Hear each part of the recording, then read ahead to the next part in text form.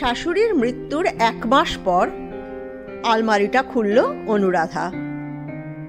মেজজা Shrabani Dallas ফিরে গিয়েছে 3 দিন আগে, কাজকর্ম চুকিয়ে। বডি ওদের জন্যই রাখা হয়েছিল পিস হাভেনে। ফলত দাহ করতে 2 দিন দেরি। শ্রাদ্ধের পর ওরা আরও কদিন ছিল, তবে বর্ধমানের শ্রাবণীর বাপের বাড়িতে। ওরা থাকতে থাকতে আলমারি খোলার কথা কেন মনে পড়েনি অনুরাধার? কেন মনে পড়েনি? কে জানে কেন বাঁধো বাঁধো ভাব? কোথাও অপরাধী লাগতো? আজও আলমারি খুলেই বন্ধ করে দিল। থরে থরে শাড়ি দেখে ওর গা কেঁপে উঠল। গুনতেও সাহস পেল না। 80 পেরিয়ে হঠাৎ কিডনি সমস্যা ডেভেলপ করেছিল অনিমার। অপ্রত্যাশিত ছিল না এই মৃত্যু, কিন্তু প্রত্যাশিতও তো ছিল না। দ্রুত হাতে ননদ বাঁশরীকে ফোন লাগালো অনুরাধা। গত কদিনে বারবার বাঁশরী এসেছে, কথা হয়েছে। শ্রাদ্ধের দিন অতিথিদের জল, শরবত, সন্দেশ দেওয়া থোয়া এসবের দায়িত্বে ছিল বাঁশরী। দোর্দণ্ড প্রতাপ অনিমার জন্য চোখের জল ফেলতে অজস্র আত্মীয় এসেছে। একটা প্রজন্মের, যুগের অবসান এই পরিবারে। বিষয়টা খুব সহজ নয়। বাঁশরীর মেয়ে মুনিয়া দিদার উপরে ডিজিটাল ফটো দিয়ে গোটা একটা পিপিটি স্লাইড শো বানিয়ে দিয়েছিল। মস্ত একটা ফ্ল্যাট স্ক্রিন টিভি ভাড়া করে সেটা দেখানো হয়েছিল শ্রাদ্ধ বাসরে। এত সব কাণ্ডের পর মোবাইলের সবচেয়ে বেশি কল করার দৌলতে ননদের নম্বরটি কল লিস্টে ওপরের দিকেই আছে। বলো বৌদি।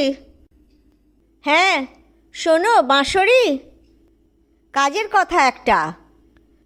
ভুলেই গেছলাম রে, মায়ের আলমারিটা খুলিনি এর মধ্যে।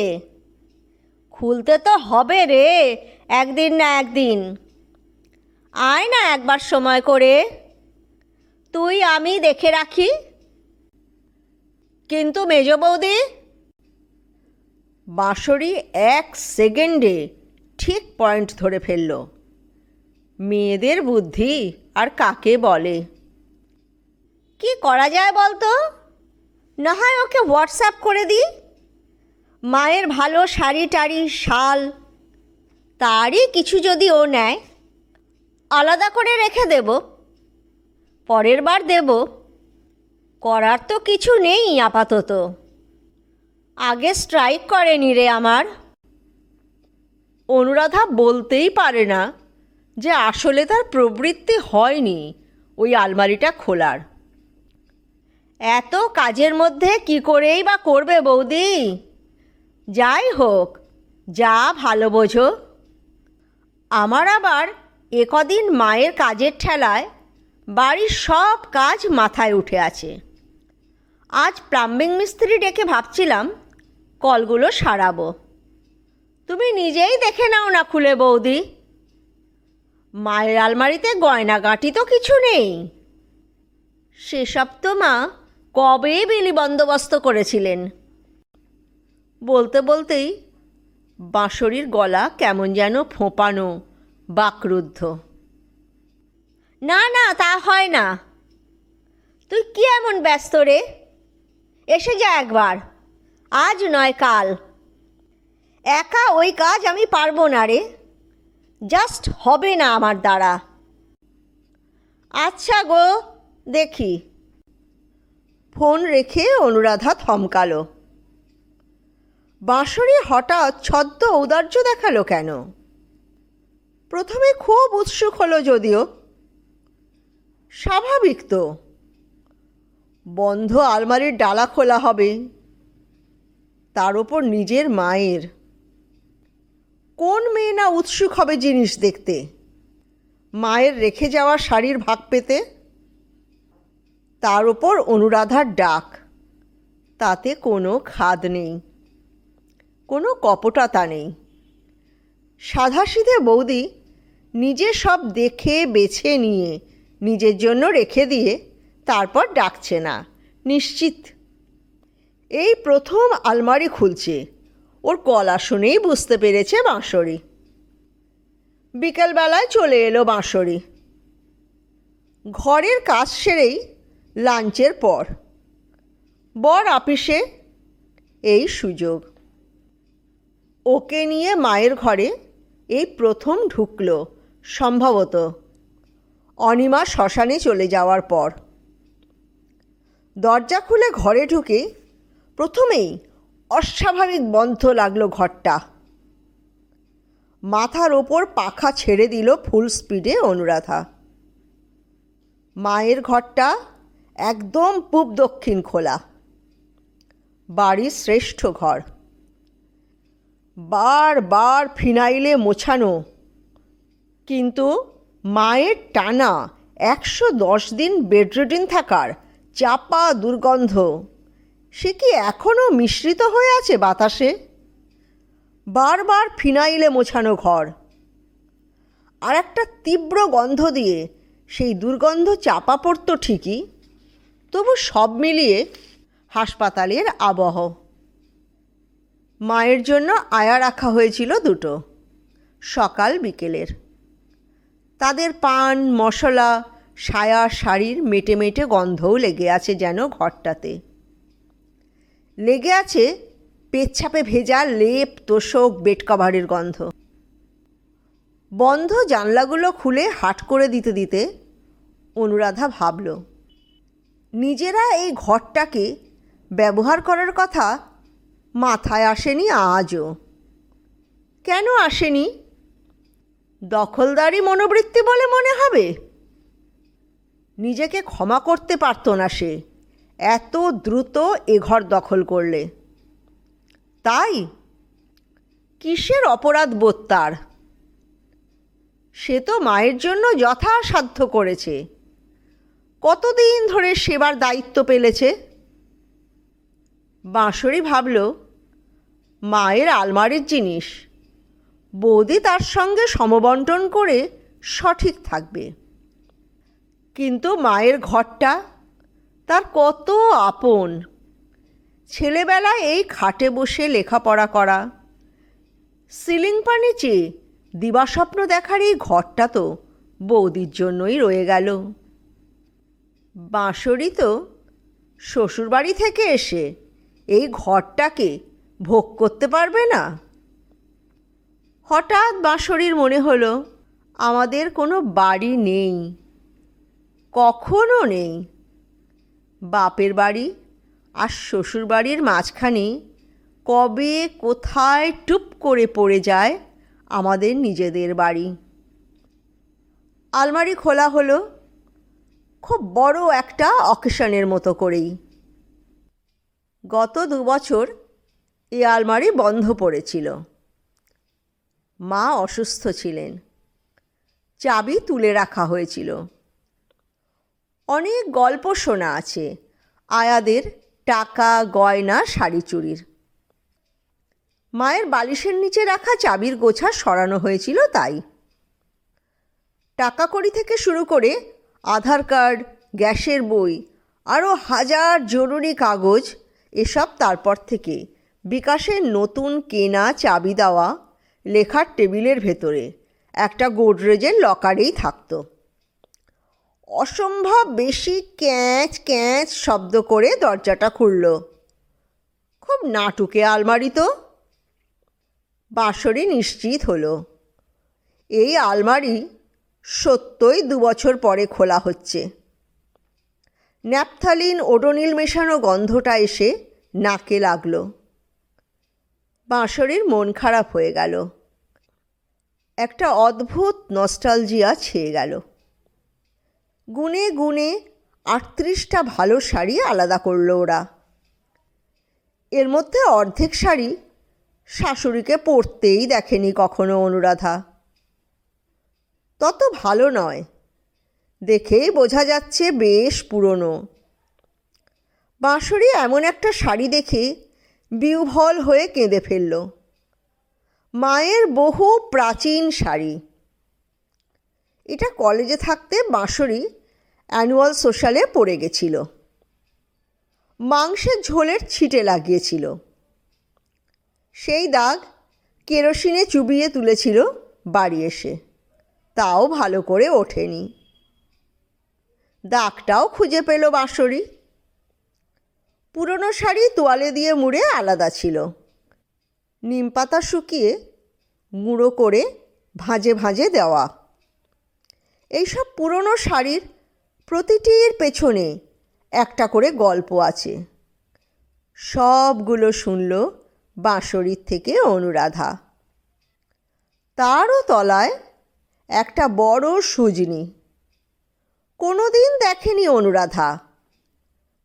বাঁশরি বের করেই হাহাকার আর উল্লাস একসঙ্গে মেশানো একটা গলায় যেন আবিষ্কারকের মতো চেঁচিয়ে উঠল, আরে আরে, এইটার কথা তো ভুলেই গেছিলাম। এটা একটা মাস্টারপিস। কত জনের হাতের ছোঁয়া আছে এটায়।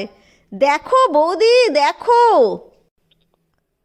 আসনের থেকে বড়, আবার একটা শতরঞ্চির থেকে ছোট। তলায় মোটা ঘেঁষো কাপড় দিয়ে লাইনিং দেওয়া। ওপরে চটের ওপর সেলাইয়ের আঁকিবুকি, তুমুল রঙিন। পুরনো সোয়েটার থেকে খুলে নেওয়া নানা রঙের উলের বড় বড় ক্রস স্টিচ বা হেরিংবোন স্টিচের ফোঁড়, আর মাঝে মাঝে একটা করে অ্যাপ্লিক। অ্যাপ্লিকের ফুল বা পাতাগুলো তৈরি হয়েছে পুরনো সোয়েটার থেকে। উল জমে যাওয়া সোয়েটার। উল জমে যাওয়া সোয়েটার! অবাক হলো অনুরাধা। বাবা, ঠাকুরদার, ঠাকুমার পুরনো কোট আর সোয়েটার। পোকায় কাটা গো। মা তো কিচ্ছু ফেলতে পারতো না। সেই সব পড়ে পড়ে ফেলে দেওয়ার অবস্থায় গেছিল। মা স্মৃতি ছাড়তে পারেনি। সেই সব থেকেই টুকরো কেটে কেটে এই কার্পেটে বসিয়ে দিয়েছিল।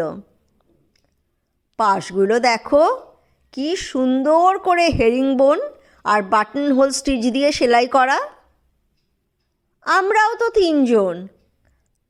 আমি তো দাদাদের সোয়েটারই ছোট হয়ে গেলে পরতাম। ক্রমাগত একজনের থেকে আর একজনের হাত বদল।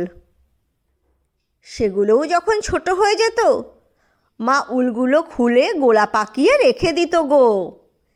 এই যে চেন স্টিচ, এই যে জিগজ্যাগ স্টিচ, এই বাকি অংশটা ওই সব করে করে ভরাট করা হয়েছিল।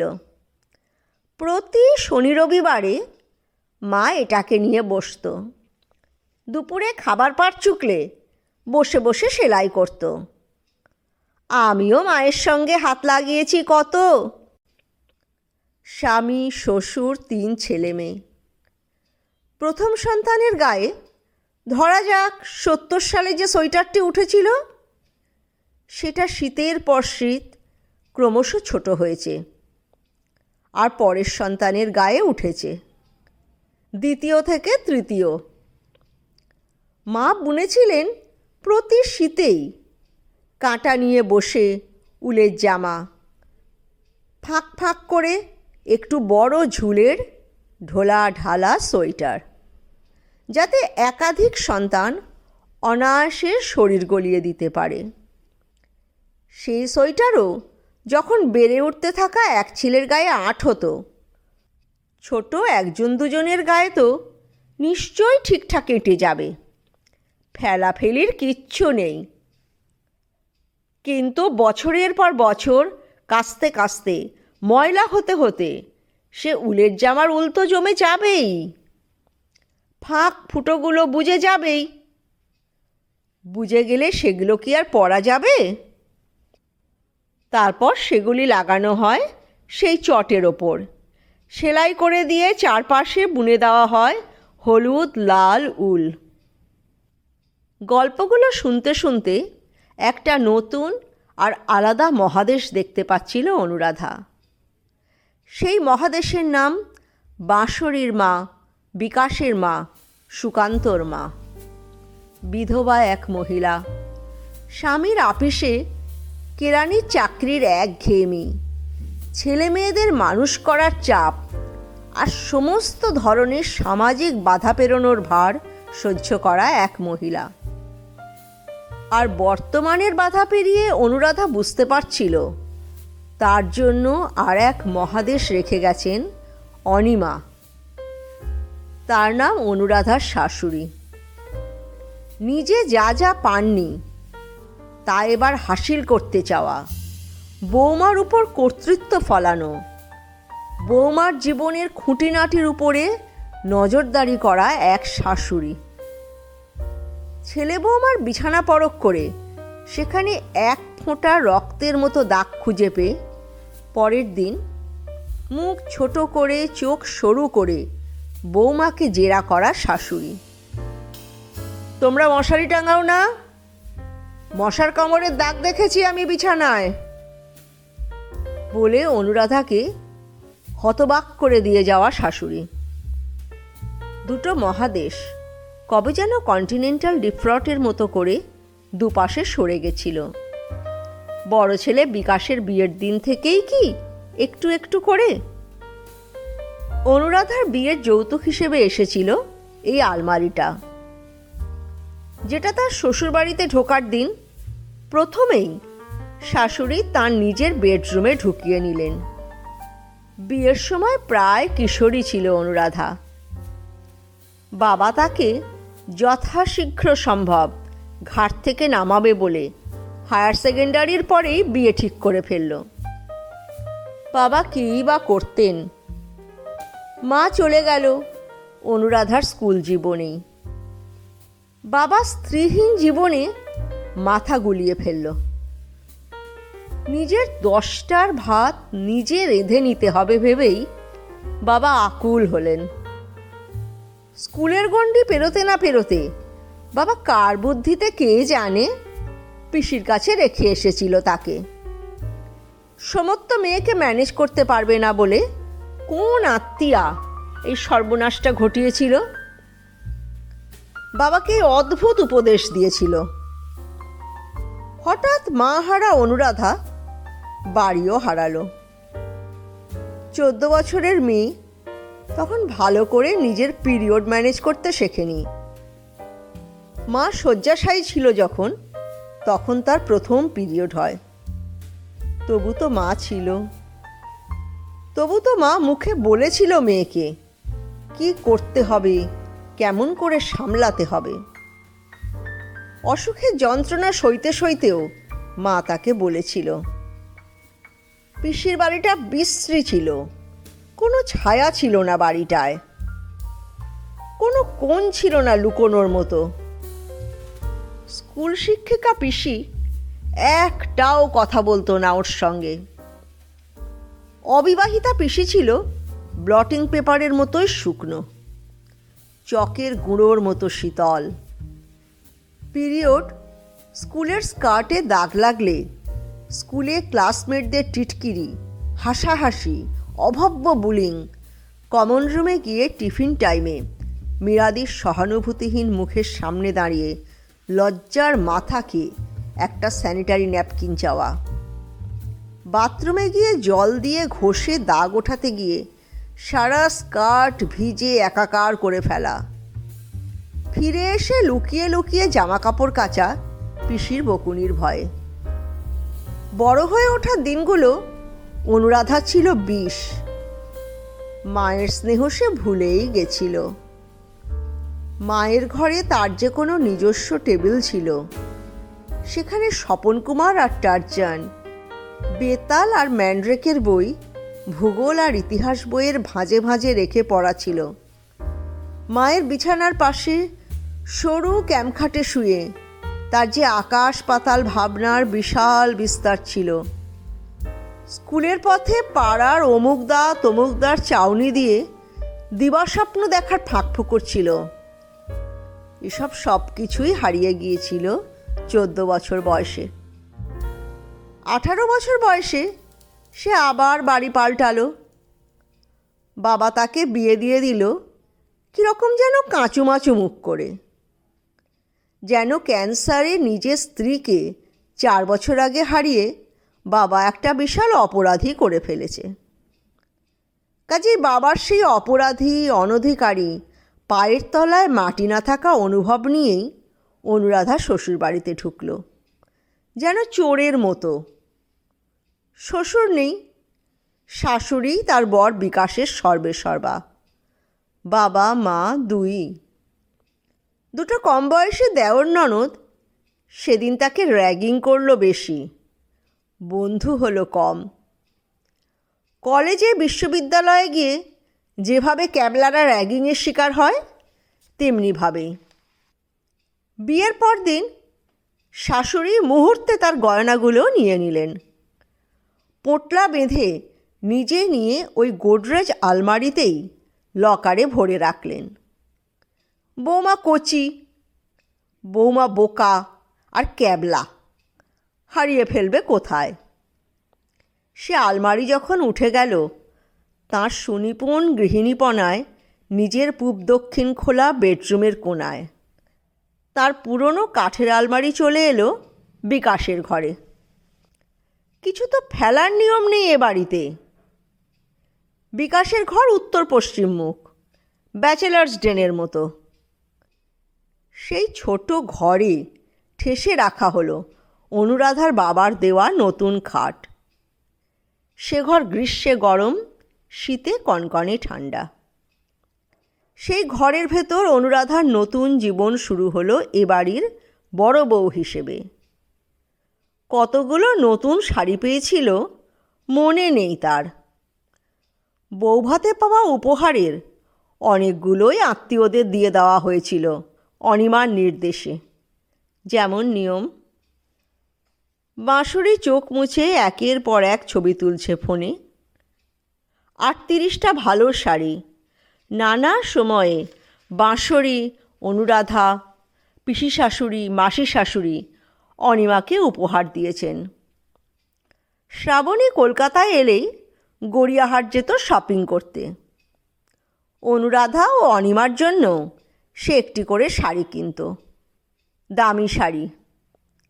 পাওয়ার পর অনিমার মুখ উজ্জ্বল হতো, পরতেন এক আধবার।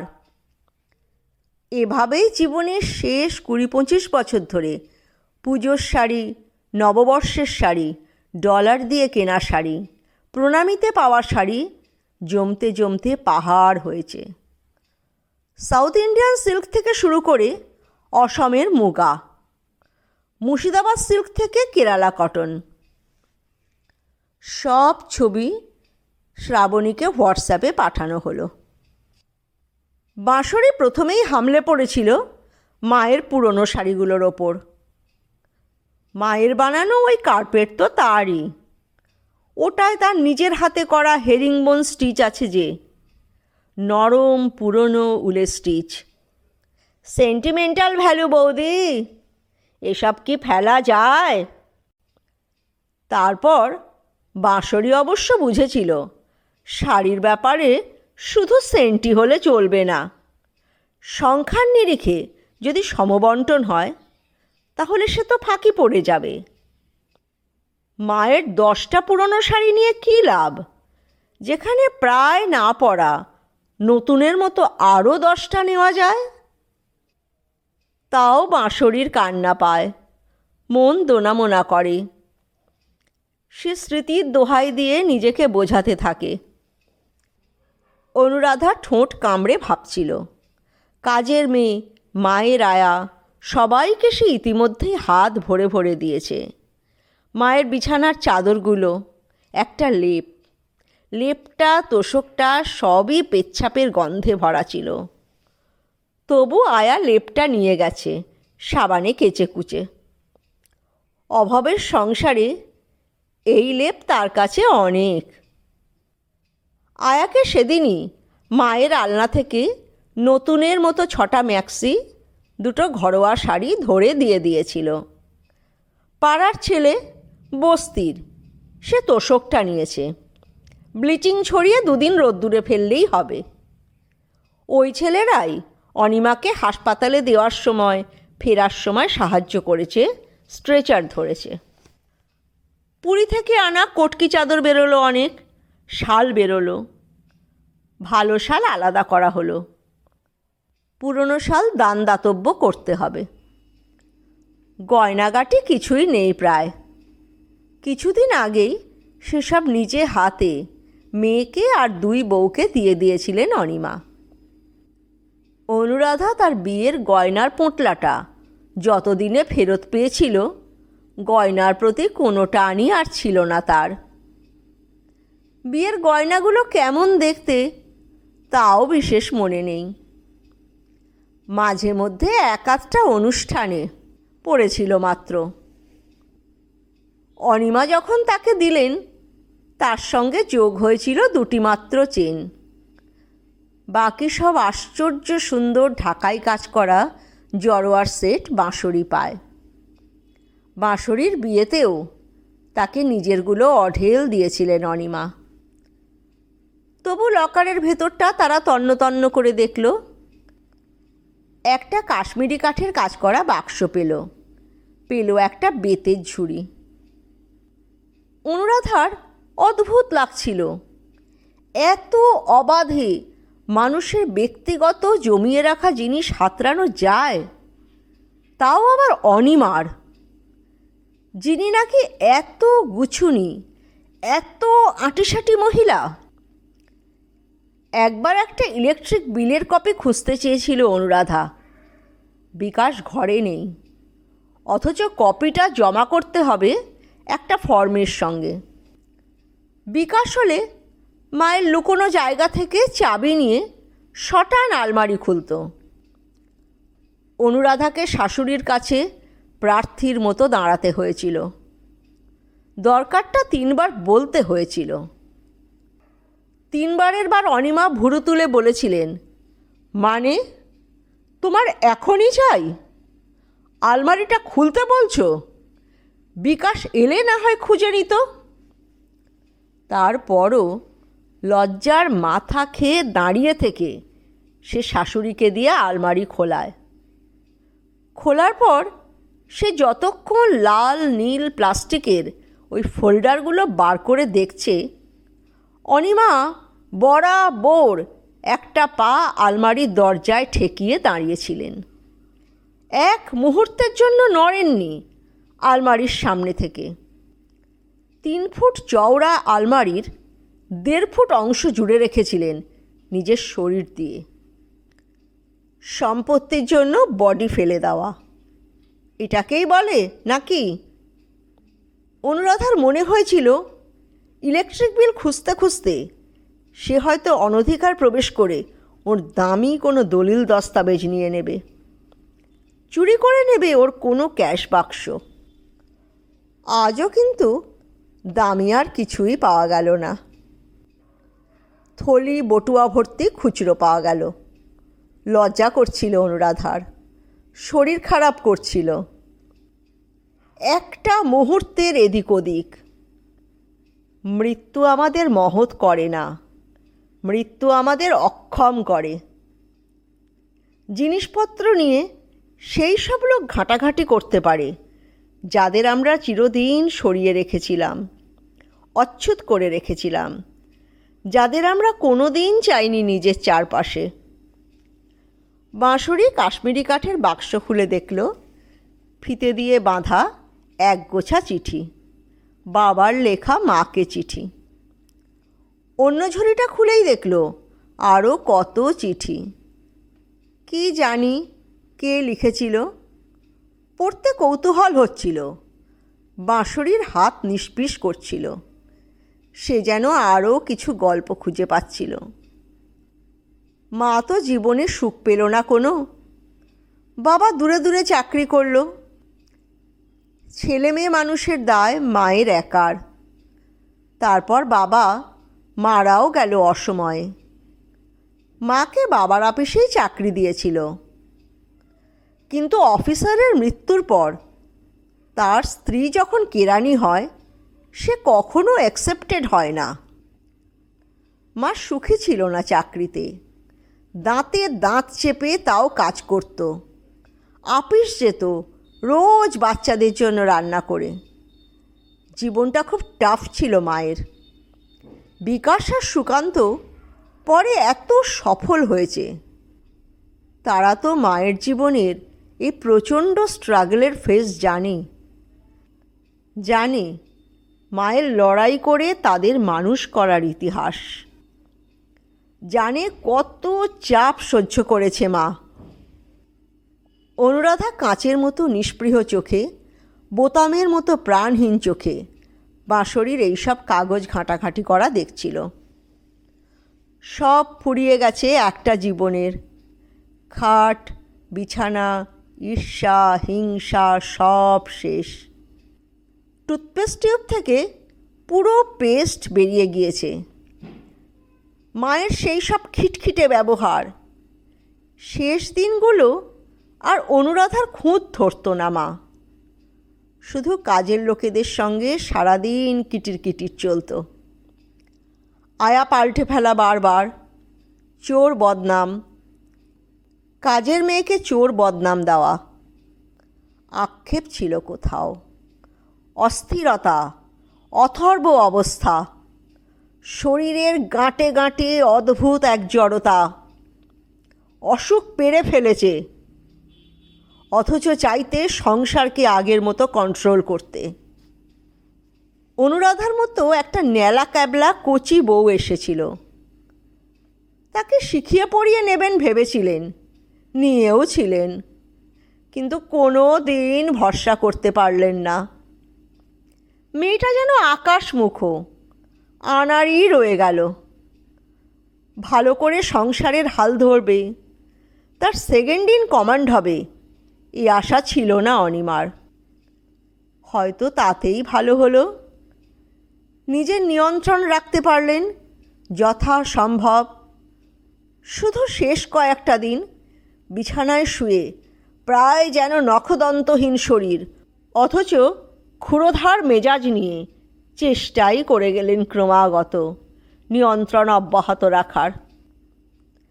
বিকাশ সন্ধ্যাবেলা এলো বাঁশরী চলে যাওয়ার পরে। বিকাশের কোনো তাপ উত্তাপ নেই এখন আর। মায়ের জন্য যা যা করণীয় ছিল বড় ছেলে হিসেবে সব করেছে। বাবা অনেক দিন আগেই চলে গেছিলেন, তখনও করেছিল। বিকাশের রগের সব চুল পাকা, বিকাশের শরীরও একটু করে ভাঙছে। অনুরাধা আজ খানিকটা সুজি করে রেখেছিল। বাঁশরী ভালোবাসে মোহনভোগ, ওর জন্যেই করেছিল অনুরাধা। ফ্রিজে ঘিয়ের শিশি পড়ে আছে, আজ 1 চামচ ঘি দিয়েছিল। রুটি আর সবজির ঘ্যাঁট খাওয়া শেষ করল বিকাশ। তারপর বাটিতে করে মোহনভোগ তাড়িয়ে তাড়িয়ে খেলো। খেতে খেতে বলল, ভালো হয়েছে, তোমার হাতটাও বেশ এখন মায়ের মতোই হয়ে গেছে। অনুরাধা চমকে তাকালো। বিকাশ কখনো বলেনি এই কথাটা। বিকাশ কি মাকে মিস করছে বলে কথাটা বলল? নাকি অনুরাধা এই প্রথম অনিমার জায়গাটা অধিকার করতে পারল? একটা ছায়া সরে গেল। বিকাশকে মুখ ফুটে কিছুতেই অনুরাধা বলতে পারল না। আজ সে আর বাঁশরী মায়ের আলমারিটা খুলেছিল। মায়ের ঘরটা জানলা দরজা খুলে রাখার ফলে অনেকটা খোলামেলা লাগছে। শোয়ার আগে বিকাশকে ডেকে ওই ঘরে নিয়ে গেল সে। বিকাশ ঘরে ঢুকেই ধপাস করে মায়ের বিছানায় বসে পড়ল। তারপর গড়িয়ে শুয়েও পড়ল। মায়ের জন্য একটা টিভি আছে এই ঘরে। অনু, টিভিটা চালাও তো। চালালো অনু।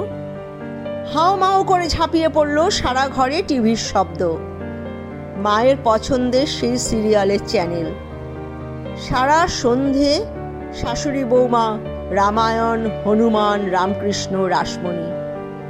যত না মা দেখত তার চেয়ে বেশি আয়াটা। বিকাশকে খুব রিল্যাক্সড দেখাচ্ছিল। হঠাৎ শিশুর মতো মুখ করে হেসে বলে উঠল, আচ্ছা অনু, আজ রাতে এ ঘরেই শুলে হয় না?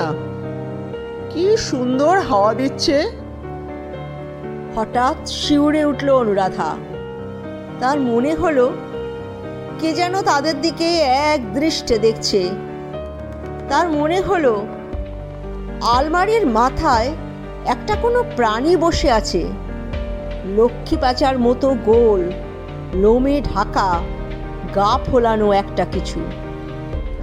ভালো করে তাকিয়ে দেখল মায়ের জন্য কেনা ছোট্ট টেবিল পাখাটা, সাদা প্লাস্টিকে ঢাকা।